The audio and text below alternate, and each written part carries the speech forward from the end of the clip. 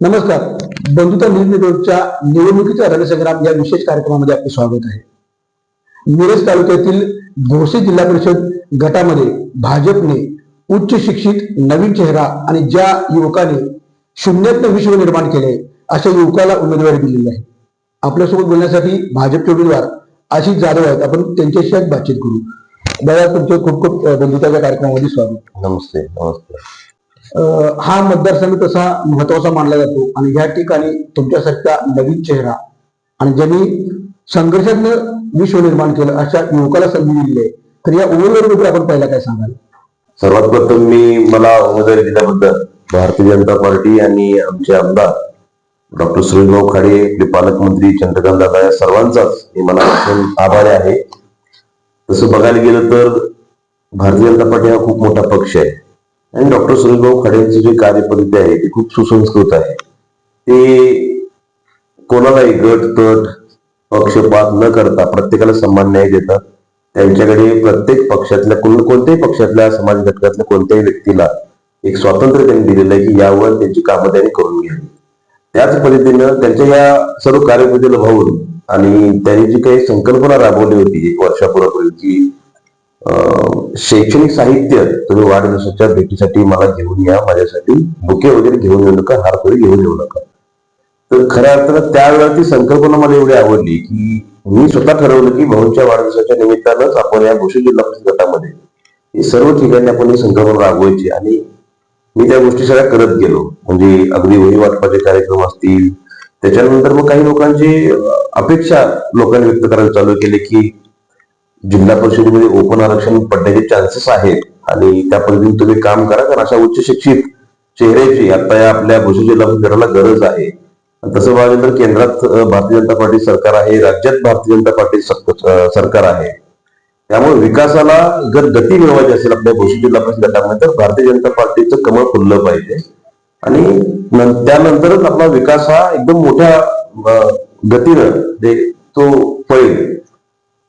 आणि मग मी त्या पद्धतीने माझं काम चालू केलं. सर्व पदाधिकाऱ्यांचा विश्वास पहिला घेतला.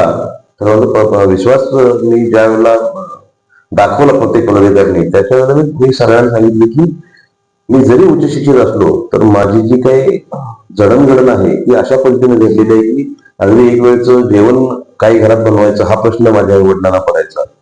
2 खोल्यांचं मातीचं घर 30 गुंठे जमीन अशी माझी परिस्थिती होती त्यावेळेची. 10वी पर्यंत मला कधी पायात घालायला चप्पल सुद्धा व्यवस्थित मिळालेली नाही. अगदी दप्तर जे आहे ते सुद्धा मी वयाच्या पिशवीतून घेऊन गेलो. एका वहीमध्ये 2-2 विषयांचा अभ्यास घातलेला आहे. पुस्तकं सिनियरची पुस्तक घेऊन पुस्तकांचा अभ्यास केला आहे.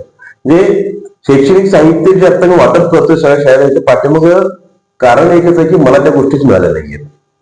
त्यामुळे मला असं वाटतं की ज्या वेळेला आपण एक यशाची पायरी चढतो त्यावेळेला आपण पाठीमागचा संघर्ष विसरला नाही पाहिजे, त्याच्यातून कधी शिकलो पाहिजे, ते मुलांपर्यंत पोहोचलो पाहिजे. त्याच्यामुळं जी काय आर्थिक परिस्थिती जी काही बिकट होती त्याच्यातून स्ट्रगल करत संघर्ष करत मी माझे बंधू रावसाहेब आम्ही दोघेही इंजिनियर झालो. इंजिनियर झाल्यानंतर नोकरी थोडे दिवस केली, त्याच्यानंतर व्यवसाय करलो आणि व्यवसायामध्ये तुम्हाला सर्वांना माहिती आहे की यशस्वी वाटचाल आमची सर्वांची सुरू आहे. पण ही यशस्वी वाटचाल सुरू असताना काय झालं की माझी स्वप्न पूर्ण झाली, आई वडिलांची स्वप्न पूर्ण झाली. पण ज्या वेळेला आम्ही यातना भोगल्या, ज्या वेळेला आम्हाला या गोष्टी मिळाल्या नाही शिक्षण घेत असताना, त्या गोष्टी जर समोरच्या आई वडिलांना जर आपण जर देऊ शकलो, जे आम्हाला मिळालं त्यांना देऊ शकलो तर खऱ्या अर्थानं आई वडिलांची स्वप्न पूर्ण झाले की आम्हाला सुद्धा मनाला एक समाधान वाटणार. आणि म्हणून मी त्या दृष्टिकोनातून काम चालू केलं की प्रत्येक माता भगिनींचा सन्मान राखण्यासाठी खेळ पैठणीचे होम मिनिस्टरचे कार्यक्रम मी घेतले. कारण ग्रामीण भागामध्ये जर चूल आणि मूलशिवाय महिलांना बघा काही नाहीये. त्याच्यामुळे महिलांसाठी एक व्यासपीठ पाहिजे, महिलांना व्यक्त होता आला पाहिजे, महिलांसाठी सुद्धा माईक केला पाहिजे. त्यांचा आनंद, त्यांचं जे काही कर्तृत्व आहे हे सिद्ध करण्यासाठी एक व्यासपीठ पाहिजे, त्यांचं मन मोकळं झालं पाहिजे. म्हणून मी खेळ पैठणीचे कार्यक्रम प्रत्येक गावामध्ये राबवण्याचा प्रयत्न केला, तो यशस्वी झाला. खूप मोठ्या प्रमाणात महिलांनी प्रतिसाद दिला आणि त्याच्यामध्येच मी माझी जडणघडण सुद्धा सांगत गेलो की कारण काही लोकांना वाटायचं की हा राजकारणात येतोय म्हणजे काही वही वाटपाचे कार्यक्रम होम मिनिस्टरचे कार्यक्रम देतोय म्हणजे काय म्हणजे भानगड आहे. पण मी सगळ्यांना सांगितलं की माझी जडणघडण काय आणि एवढी लोकांना भावली की कारण माझा प्रामाणिकपणा आहे त्याच्यामध्ये सगळा.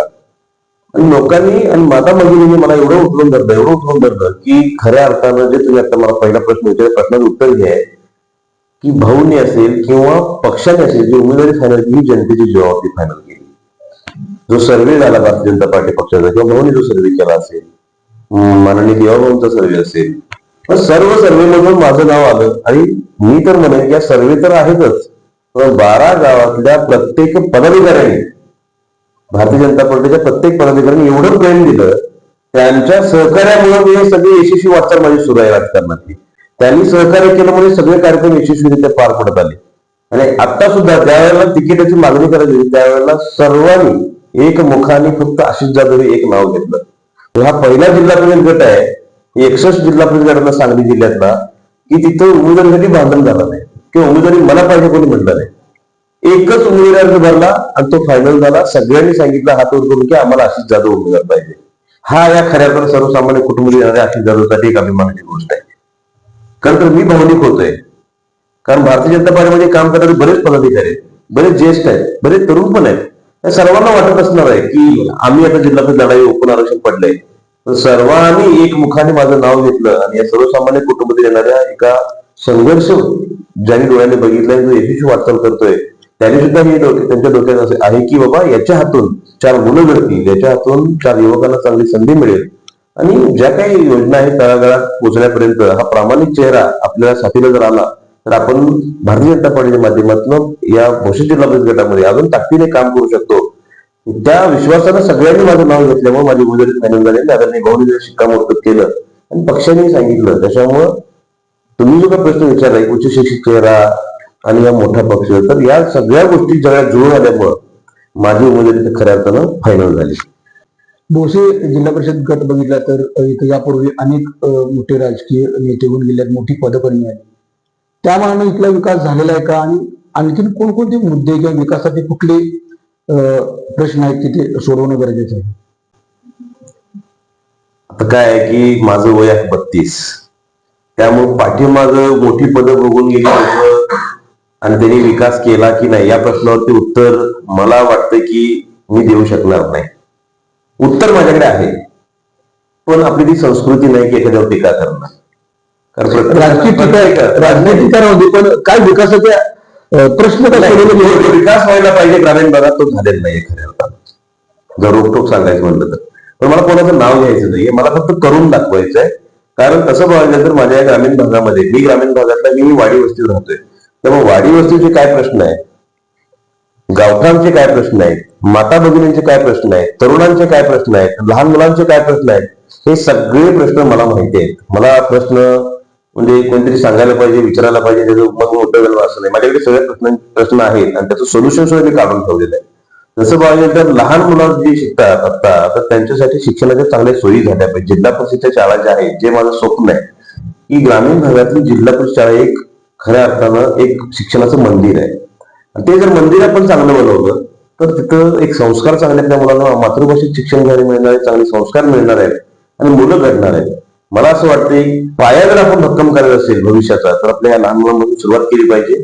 आणि प्रत्येक आई वडिलांचं स्वप्न, मतदारांचं म्हणत नाही मी, प्रत्येक आई वडिलांचं स्वप्न हे त्यांच्या लहान मुलांच्या मध्ये लपलेलं आहे. त्यामुळं ही स्वप्न पूर्ण करण्यासाठी त्यांचा एक मुलगा म्हणून, भाऊ म्हणून हा आशिष जाधव त्यांच्या खांद्याला खांदा लावून कष्ट करणार आहे, हे त्यांना मी आव्हान केलेलं आहे. आणि ते त्यांनाही माहिती की हा मुलगा करून दाखवणार आहे आणि मी ते करणार आहे.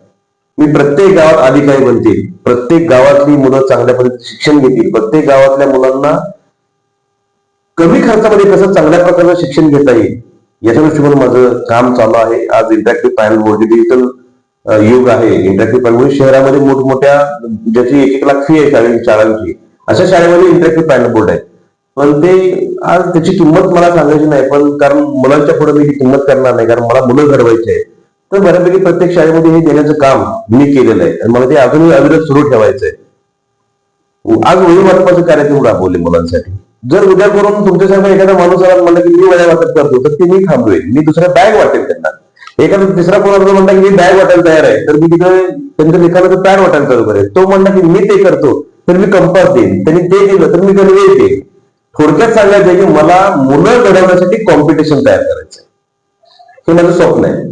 मुलं घडवण्यासाठी कॉम्पिटिशन तयार करायचं. हे कॉम्पिटिशन करत असताना राजकीय पुढारी सुद्धा जर एकत्र आले तर खऱ्या अर्थानं जिल्हा परिषद शाळेसाठी मागणी त्यांनी करावी आणि मग त्यांना मिळावं असं काय राहणार नाही. शाळा घडण्यासाठी जर राजकीय नेत्यांनी जर कॉम्पिटिशन लावलं तर मला वाटतं शाळेमध्ये सगळ्या गोष्टी कपाटामध्ये साठवून ठेवायला लागतील, एवढ्या सगळ्या येतील गोष्टी आणि त्या मला करायच्या आहेत आणि मला मुलं घडवायचे आहेत. आणि एक दिवस नक्कीच असंच तुमच्या बंधुत्वाच्या न्यूज चॅनलवरती आपलं पॉडकास्ट चालू होईल, त्यावेळेला गर्वाने सांगेन की माझ्या या जिल्हा परिषद गटातली एवढी मुलं अधिकारी झाली, एवढी गोरगरीब कुटुंबातून येणारी मुलांना अधिकारी मिळाले, ते मला त्या ठिकाणी करायचंय. नक्कीच तुमचा दृष्टिकोन बघितला तर, कारण की आता विकास म्हटला ना, रस्ते, पाणी आणि वीज याच्यापुरती प्रचार सगळीकडे केंद्रित झालेला दिसतोय. मात्र याच्यापेक्षाही आरोग्य, शिक्षण अशा ज्या गोष्टी असतात, त्या शिक्षण तर तुम्ही सांगितलंच, पण मानवी विकास करण्याच्या दृष्टिकोनातून लोकांचा बेरोजगारीचा, रोजगारीचा कशा पद्धतीने तुम्ही प्रश्न अगदी तुमचा योग्य आहे. कारण हे जे प्रश्न आता तुम्ही जे मुद्दे या प्रश्नामध्ये मांडलेत ना, हेच मुद्दे ग्रामीण भागामध्ये खूप महत्वाचे आहेत. आरोग्याचा विषय असेल, आज आमच्या भोशी जिल्हा परिषदेमध्ये भोशी एक नंबरचं गाव आहे, भोशीपीठ आज पीएससी आहे तिथं. तर त्या हॉस्पिटलमध्ये आधुनिक जे काही तंत्रज्ञान आहे किंवा ज्या काही मशिनरी आहे त्या प्रोव्हाइड झाल्या पाहिजे. 24 तास ते डॉक्टर अवेलेबल पाहिजे, अशाही म्हणजे मला वाटतं की 24 तास डॉक्टर पाहिजे. आणि या 12 गावची सेवा त्या माध्यमातून तिथून झाली पाहिजे. त्यासाठी तिथं अँब्युलन्सची अजून एखादी सोय झाली पाहिजे. आणि जे काही छोटे छोटे आरोग्य केंद्र आहेत प्रत्येक गावामध्ये, तिथं सुद्धा एखादी अँब्युलन्स पाहिजे. आणि मला असं वाटतं की जर प्रत्येक गावात एक छोटीशी अँब्युलन्स आपण जर त्या ठिकाणी देऊ शकलो तर आरोग्याचा प्रश्न म्हणजे जे काही इमर्जन्सी असतील लोकांची त्या सुद्धा सुटतील. प्लस आरोग्य संदर्भात जे काही प्रश्न आज निर्माण होत आहेत, आज बघायला गेलं तर आज बऱ्याच गोष्टींचा सामना, अडचणीचा सामना आज आरोग्याविषयी करावा लागतोय लोकांना. अगदी व्हायरल इन्फेक्शन झालं तर अगदी घरदार सगळं आजारी पडायला चालू झाले. तर या गोष्टीसाठी जर सरकारी हॉस्पिटल जर आपले जर सक्षम झाले ग्रामीण भागातले, तर आपण मुलांपर्यंत किंवा सर्व मंडळींपर्यंत चांगल्या पद्धतीने ती सेवा देऊ शकतो. आरोग्याचा विषय आहे, शिक्षणाचा विषय तर तुम्हाला मी सांगितलं, माझं ड्रीम आहे, माझं स्वप्न आहे की मला शिक्षणामध्ये भरीव कामगिरी करायची आहे. त्यासोबत एक महत्वाचा प्रश्न जो आहे तो बचत गटाच्या महिलांचा असेल किंवा प्रत्येक माता भगिनींचा असेल. आज मी प्रचार करत असताना किंवा मतदारसंघामध्ये फिरत असताना प्रत्येक माता भगिनींचा एकच प्रश्न असतोय की दादा, आम्ही तुम्हाला निवडून तर देणार आहे, तुमच्यामध्ये ते कर्तृत्व दिसतंय, पण माता भगिनींसाठी तुम्ही काहीतरी केलं पाहिजे. मलाही वाटतं की माझ्याही 35 रुपये पगाराने कामाला जात होती, त्यावेळेलाही साधनं नव्हती. पण आज मार्केट बघायला तर खूप मोठं आहे. आज ऍडव्हान्स टेक्नॉलॉजी आहे. आज जग कुठून कुठं चाललंय. आज माणूस चंद्रावरती चाललाय. माझ्या माता भगिनींनी अजून घरात चुलन मुलच करत बसायचं का? तर त्यासाठी माझ्या डोक्यात काय की आज ग्रामीण भागातल्या प्रत्येक महिलेच्या हाताची चव जी आहे खूप खूप चांगली आहे. चांगली म्हणण्यापेक्षा ही चव कोणत्याही हाताला येऊ शकत अशी ग्रामीण भागातल्या महिलांच्या हाताला चव आहे. म्हणजे त्यांनी बनवलेले प्रोडक्ट सगळे बनवू शकतात. पण आज प्रॉब्लेम एक आहे, घर बसल्या व्यवसाय जे महिलांना पाहिजे ते व्यवसाय महिला करू शकतात, पण ते जे काही प्रोडक्ट्स ते बनवणार आहेत हे प्रोडक्ट्स मार्केटमध्ये विकण्यासाठी त्यांच्याकडे जे काही मधली चेन आहे ना, ती चेन नाहीये. जे अगदी रोखोक सांगायचं म्हणलं, मला माहित नाही अर्थ काय घेतील, पण बाजारपेठेपर्यंत पोहोचणे जिथे विक्रेता सेंटर आहे, विक्री सेंटर. आता भारतीय जनता पार्टीच्या वतीनं ग्रामविकास मंत्री माननीय जयकुमार गोरे साहेबांनी डिक्लेरेशन केलं, GR काढलाय की उमेद मॉल आज प्रत्येक जिल्ह्याला देणार आहेत आणि त्याच्यानंतर तालुक्याला येणार आहेत, गटाला येणार आहेत. त्याच्यावर ही चेन चालत राहील. उमेद मॉल मध्ये ह्या सगळ्या गोष्टी विकल्या जाणार आहेत, पण हे चालू होणार आहेत मॉल. पण त्याच्या अगोदर आता सुद्धा माझं कारण मी स्वतः इंजिनियर असल्यामुळे मला असं वाटतं की जे काय मार्केट तयार व्हायला पाहिजे किंवा ती रेंज आहे ती रेंज डेव्हलप झाली पाहिजे. त्यासाठी काय केलं पाहिजे तर महिला जे काय घर बसल्या उद्योग करणार आहेत त्याच्यामध्ये उच्च शिक्षित 4 मुलं मला जोडून द्यायचे महिलांना, जेणेकरून तो माल, तो जे काही प्रोडक्ट्स आहेत ते उत्पादन त्या मुलांनी पुढे मार्केट तयार करून एखाद्या सेंटर पर्यंत पोहोचवली पाहिजे. तिथून येणारे जे काही 2 रुपये आहेत ते डायरेक्ट बचत गटाचे किंवा महिलांचं जे काही मंडळ असणार आहे त्यांच्या अकाउंटला डायरेक्ट पैसे येणार आहेत. आणि मधली जी चेन असणार आहे मुलांची मुलींची जी काय असतात तर मुलीही उच्च शिक्षित पाहिजेत, मुलंही उच्च शिक्षित पाहिजेत. त्यांना जे काही मानधन दिलं जाणार आहे किंवा महिलांच्या मंडळाच्या मार्फत, बचत गटाच्या मार्फत ते मानधन दिलं जाईल. पण पैशाची जी चेन आहे मार्केटमधली ही डायरेक्ट म्हणजे काय म्हणतात त्याला, विक्री केंद्र जे आहे त्या केंद्रामधून डायरेक्ट पैसे महिलांच्या अकाउंटवरती येतील, त्या बचत गटाच्या अकाउंटला येतील आणि बचत गटाचा माल जो आहे तो साखळी पद्धतीने तिथपर्यंत पोहोचेल. ही एक व्यवस्था जी आहे ही व्यवस्था असताना ती व्यवस्था मला तयार करायची आहे. आणि एकदा ती व्यवस्था तयार झाली तर महिलांनी बनवलेले प्रोडक्ट्स हे तुमच्या आमच्यासारखे लोक प्रत्येक घरामध्ये म्हणजे अगदी म्हणतात ना की त्याच्यामध्ये कोणतेही केमिकल नसणार आहे, त्यांची कोणतीही टेस्टिंग पावडर नसणार आहे, कारण हे प्रोडक्ट ग्रामीण भागात येणार आहेत. सगळ्यात महत्वाचं म्हणजे त्याच्यामुळे हे केमिकल नसणारे प्रोडक्ट्स, नैसर्गिक स्वरूपात बनवलेले सगळे प्रोडक्ट्स हे शहरी भागात जेव्हा यायला चालू होतील तेव्हा खऱ्या अर्थानं, जसं आपण म्हणतो की हा देश जो आहे तो खऱ्या अर्थानं शेतकरी चालवतात, शेतकऱ्यांचा म्हणजे शेतीपूरक संस्कृती आहे आपली. तर त्या पद्धतीनं उद्या भविष्यामध्ये म्हणले पाहिजे की बाबा महिलांनी जे काही प्रोडक्ट्स बनवले, जे उत्पादन बनवले आहेत तेच आज प्रत्येक घराघरात खाल्ले जातात. आज पिझ्झा बर्गर अमेरिकन म्हणजे बाहेरच्या देशातून आले आणि आज पिझ्झा बर्गर खायला जातात. तसं माझ्या माता भगिनी बनवलेले जे काही घरगुती पदार्थ आहेत ते सुद्धा आज शहरामध्ये चांगल्या ठिकाणी मिळतील, ही व्यवस्था झाली पाहिजे. आणि मला असं वाटतं भविष्यामध्ये होईल, कारण माझ्यासारख्या प्रत्येक तरुणाने जर पुढे आलं आणि या सगळ्या गोष्टींवर जर काम करायला सुरुवात केली तर खऱ्या अर्थानं बदल व्हायला वेळ लागणार नाही. भले 2-3 वर्ष लागतील, पण हा बदल एकदा घडला की म्हणजे महिला सक्षम होतील. महिला सक्षम झाल्यानंतर घरातली स्वप्न पूर्ण व्हायला वेळ लागणार नाही. कारण पुरुष मंडळी तर आपण काम करतोय, कष्ट करतोय, पण प्रत्येक महिलेला वाटतं की आपल्या नवऱ्यासोबत आपणही कष्ट करावं आणि आपल्या मुलाचं भविष्य घडवावं. त्यांना काय हौस नाही की घरात बसून मला काम पाहिजे. त्यांच्या घरात डोक्यात एकच असतं की माझ्या नवऱ्यासोबत मलाही कष्ट करू दे, मलाही संसाराचा जो गाडा आहे तो सोबत त्याच्या घेऊन पुढे जाऊ दे. कारण शेवटी काय आहे की स्वप्न पूर्ण करण्यासाठी दोघांनी जर सोबत कष्ट केलं तर ती गती जी आहे खूप फास्ट मिळते. आणि मला असं वाटतं की या गोष्टी करण्यासाठी देवाने मला पाठवलेलं असेल आणि मी भोशी जिल्हा परिषद गटामध्ये सुरुवातीला एक मॉडेल तयार करून आदरणीय डॉक्टर सुरेशभाऊ खडेंच्या मार्गदर्शनाखाली अशी भक्कम फळी महिलांची तयार करणार आहे, तरुण मुलांची तयार करणार आहे. या सर्व दृष्टिकोनातून काम माझं चालू आहे. सोबतच तुम्ही जर प्रश्न विचारला रस्त्याचे वगैरे, तर वाडी वस्तीचे रस्ते अजूनही अपूर्ण आहेत. आज पाणंद रस्त्याची स्कीम आहे, मातोश्री पाणंद रस्ता योजना आहे, शिवरस्त्याची योजना आहे. म्हणजे बरेच असे योजना आहेत की त्या तळागाळापर्यंत पोहोचल्यानंतर ऑटोमॅटिक कामं होत राहणार. तर आदरणीय भाऊच्या मार्गदर्शनाखाली रस्त्यांची कामं असतील, ड्रेनेजची कामं असतील, पाणी पुरवठ्याची कामं असतील, ही सर्व कामं मला चांगल्या पद्धतीने करायची आहेत. कारण सत्ता आज भारतीय जनता पार्टीचे, त्यामुळे भाऊ कोणताही निधी या ठिकाणी कमी पडून देणार त्याची खात्री सुद्धा आम्हाला सर्वांना आहे.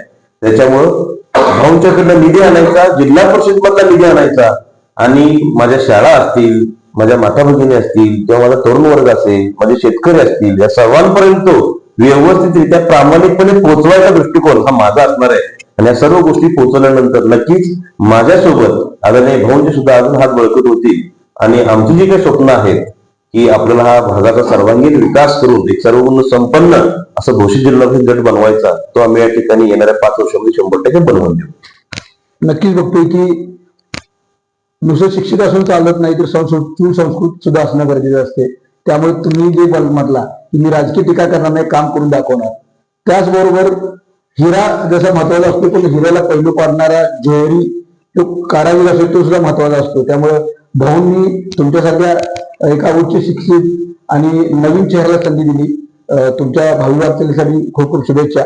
आणि बंधुत्वाच्या कार्यक्रमामध्ये आपण सहभागी झाला त्याबद्दल तुम्हाला तुमचे खूप खूप धन्यवाद. धन्यवाद. आज आपण भोसे जिल्हा परिषद गटातील भाजपचे उमेदवार आशिष जाधव यांच्याशी बातचीत केली. बंधुता न्यूज नेटवर्कच्या निवडणुकीच्या रणसंग्राम या कार्यक्रमामध्ये आज आपण इथेच थांबतोय. पुढील भागात नवीन उमेदवारासोबत पुन्हा भेटू. तोपर्यंत धन्यवाद.